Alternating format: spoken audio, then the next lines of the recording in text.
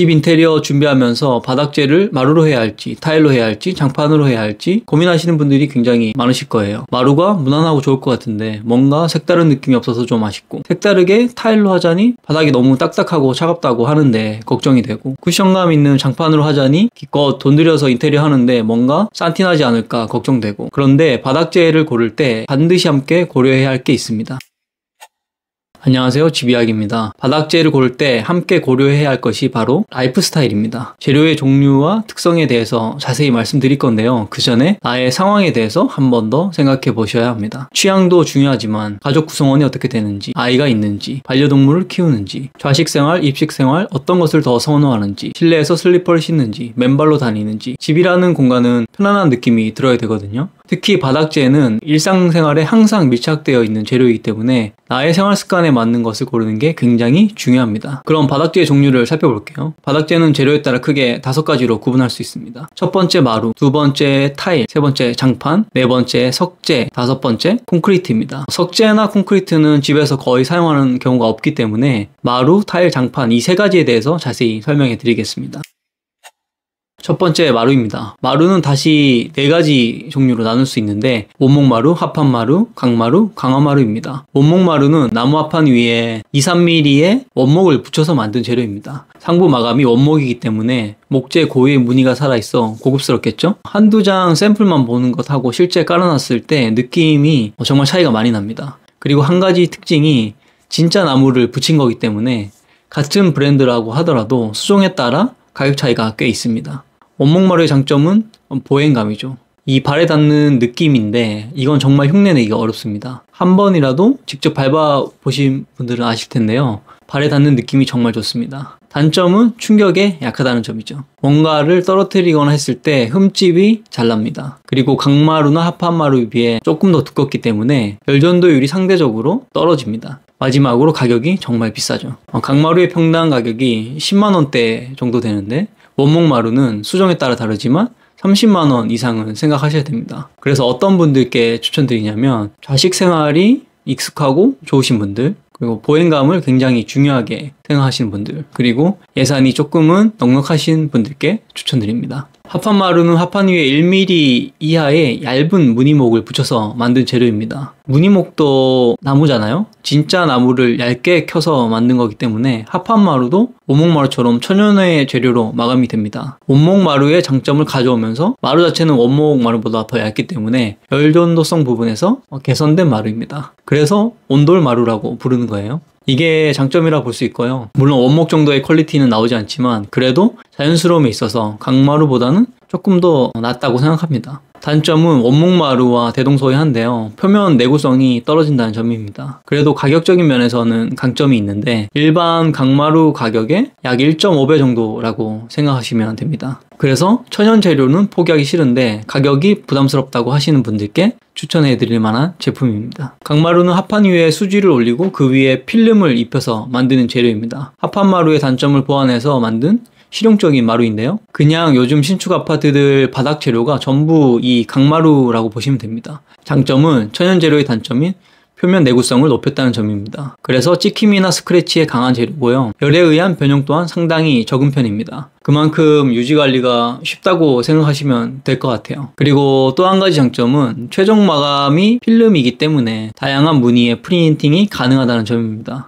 최근에는 나무 무늬뿐만 아니라 다양한 무늬와 패턴으로도 나오는데요. 그만큼 디자인을 선택할 수 있는 폭이 넓어진다는 거겠죠. 그리고 가격입니다. 강화마루를 제외하면 마루 중에서 가장 가격이 저렴한 재료입니다. 강마루의 경우 평당 10만원대로 시공이 가능하거든요. 단점은 그냥 볼 때는 나무 무늬지만 진짜 나무가 아니란 점이겠죠. 사실 요즘은 필름의 퀄리티가 상당히 좋아져서 인공적인 느낌이 상당히 줄어든 게 사실입니다. 그래도 천연목에 비하면 자연스러움이 좀 떨어진다고 봐야겠죠. 그러나 가성비로는 강마루를 따라올 만한 재료가 없기 때문에 많은 분들이 찾는 재료가 이 강마루입니다. 합리적인 가격의 마루를 찾고 있고 아이들이 있거나 혹은 반려동물을 키우기 때문에 유지관리 측면에서 신경 쓰이시는 분들은 이 강마루를 추천드립니다. 강화마루 역시 강마루처럼 필름을 입힌 마감재인데요. 다른 마루들과 가장 큰 차이가 한 가지 있습니다. 바로 시공 방식의 차이인데요. 위에서 말씀드린 3가지 마루는 전부 접착 방식을 사용하기 때문에 퉁퉁거림이 없고 열전도율도 강화마루에 비해 우수합니다. 강화마루는 바닥에 본드를 바르지 않고 끼워 맞추는 클릭 방식으로 사용하는데요. 시공은 다른 마루에 비해 간편한 부분이 있지만 바닥에 딱 붙어 있지 않기 때문에 시공하고 나서 보행감이 상당히 불편합니다. 퉁퉁거리는 소리가 굉장히 거슬려요. 그래서 일반적으로 많이 사용하진 않습니다. 가격은 강마루보다 조금 더 저렴한 편이지만 저는 웬만하면 추천드리진 않습니다. 4가지 마루를 특징별로 간단하게 정리해보면 가격은 원목마루, 합판마루, 강마루, 강화마루 순이고요. 내구성은 강화마루, 강마루, 원목마루, 합판마루, 그리고 표면 질감은 원목마루, 합판마루, 강마루, 강화마루 순이라고 보시면 될 것 같습니다.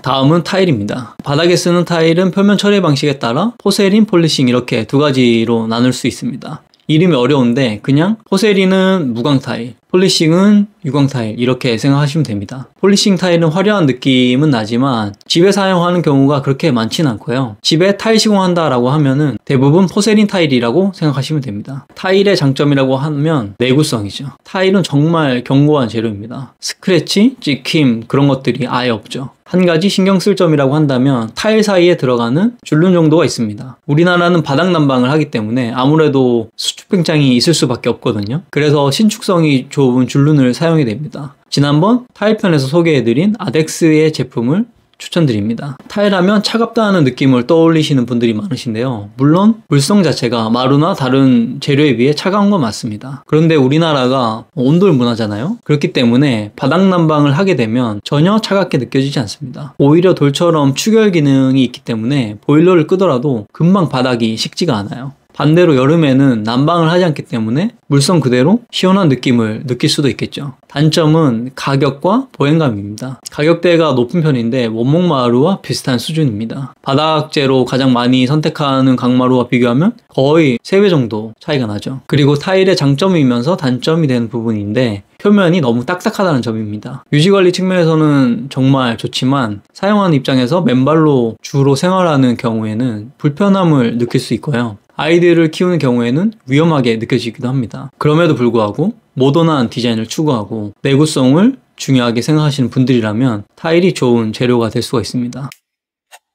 마지막으로 장판입니다. 장판은 모노륨 장판, 페트 장판 이렇게 구분이 되는데 요즘 사용하는 장판은 전부 모노륨 장판이라고 보시면 됩니다. 이 모노륨 장판은 브랜드보다는 두께로 종류를 구분하시면 되는데요. 두께에 따라 가격과 퀄리티의 차이가 많이 납니다. 제품의 두께는 보통 미리 단위보다는 두께 단위인 T를 많이 쓰니 참고하시고요. 일반적으로 얇은 1.8T부터 두꺼운 4.5T까지 나오는데요. 장판하면 싸구려라는 인식이 있었는데 요즘은 디자인이 많이 세련되어졌고 가격도 4.5T 이상 두꺼운 장판으로 하게 되면 강마루와 가격이 비슷한 수준입니다. 장판은 표면에 프린팅을 하는 재료이기 때문에 다양한 디자인으로 생산할 수 있고요. 그만큼 디자인 선택의 폭이 넓다는 게 장점입니다. 그리고 가격입니다. 두꺼운 장판의 경우 강마루와 비슷한 가격대를 형성하지만 얇은 두께를 선택한다면 5만원대로도 시공이 가능합니다. 시공과 철거가 상당히 쉽고 빠른 것도 장점이겠죠. 쿠션감이 있어서 충격 완화에 도움이 되고 재료가 얇기 때문에 열 전도율도 우수한 편입니다. 한 가지 장점이면서 단점인 부분은 요즘 시공하는 장판들은 틈새가 없기 때문에 물에 강하고 유지관리가 편리하지만 반대로 바닥에 습기가 있을 경우 그 위로 올라오질 못합니다. 그래서 완전히 건조하지 않고 장판을 시공했을 경우에는 바닥에 곰팡이가 생기는 일이 많습니다. 그리고 표면 강도가 약하기 때문에 가구처럼 무거운 것에 눌리면 자국이 생기거나 찢길 수 있습니다.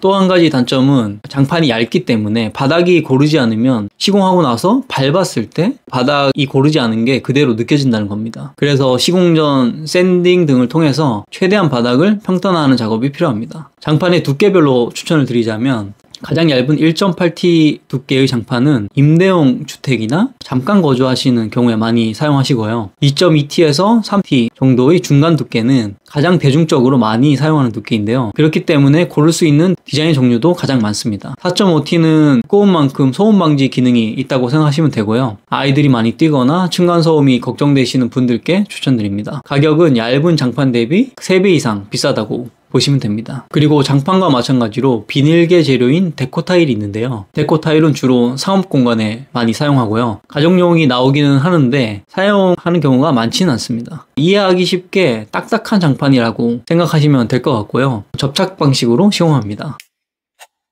지금까지 바닥재에 대해서 소개해드렸는데요. 바닥재는 재료에 따라 마루, 타일, 장판, 석재, 콘크리트 이렇게 5가지로 구분이 되죠. 그 중에 보통 집 인테리어에 쓰는 재료는 3가지였습니다. 마루는 원목마루, 합판마루, 강마루, 강화마루 4가지로 나눠지는데 각 표면의 마감 재료와 시공 방식에 따라 종류를 구분하시면 되고 종류에 따라 내구성의 차이가 있다고 말씀드렸습니다. 타일은 포세린, 폴리싱 이 2가지가 있는데 가정용으로 쓰는 타일은 대부분 포세린이다. 유지관리 측면에서는 줄눈만 신경 쓰면 된다는 것 말씀드렸죠. 장판은 모노륨 장판이라고 보시면 되고요. 표면 마감에서는 차이가 없지만 두께에 따라 가격과 퀄리티의 차이가 있다는 것 기억해 두시면 좋겠네요. 우리가 바닥재를 고를 때 재료의 특성 그리고 가격을 아는 것도 중요하지만 나의 라이프 스타일을 알고 그 라이프 스타일에 맞는 재료를 고르는 것 또한 중요하다고 생각합니다. 지금까지 우리 생활에 가장 밀접하게 맞닿아 있는 바닥재에 대해서 말씀드렸는데요.